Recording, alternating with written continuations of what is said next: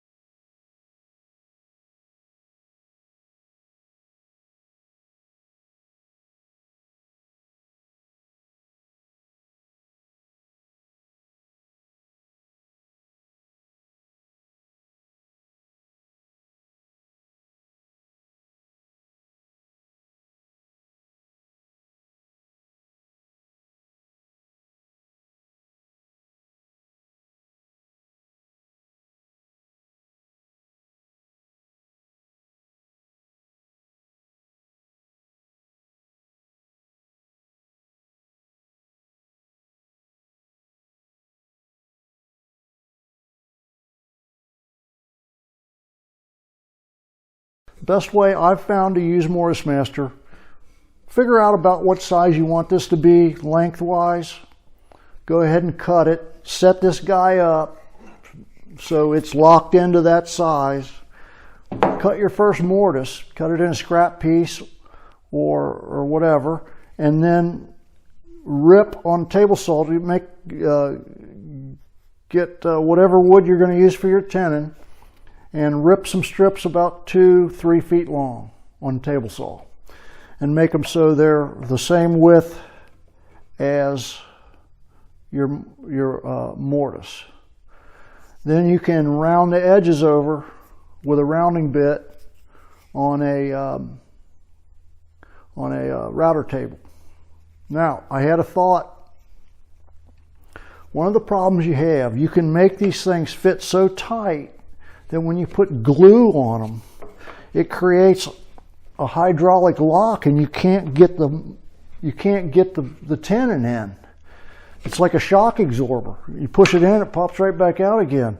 The only way to get away from that is to make your tenon stock a little bit shorter, so you've got a little bit of gap on the side to let the glue escape and the air.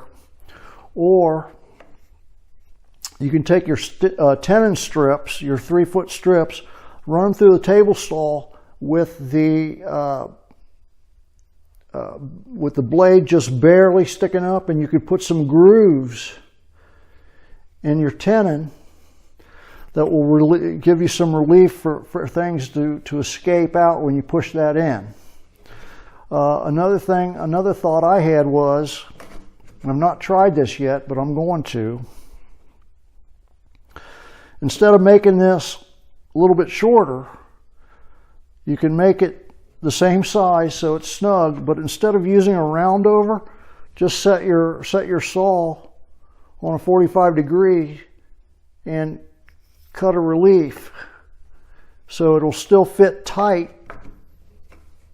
but yet the relieved corners will have a place that glue and air can escape out of. I'm going to give that a try. But the grooves work pretty good. Sometimes I'll make a groove right in the end. Just have to have some relief for that glue to escape. Now, I find it's easier to glue the tenons in. Just glue them in and let them set up on your stretchers first. That way it's just kind of like traditional mortise and tenon joinery. You'll have your stretcher, that thing will be part of it, it'll be glued in. And then when you fit your other piece in it, you can take a plane and maybe dress this down so you get the nice fit. Don't make them so tight you can't get them apart, but you want them to be snug too. You don't want them falling apart. Once you get your strips cut, you can keep your setup blocks with your strips, and you can go right back to that same setup every time.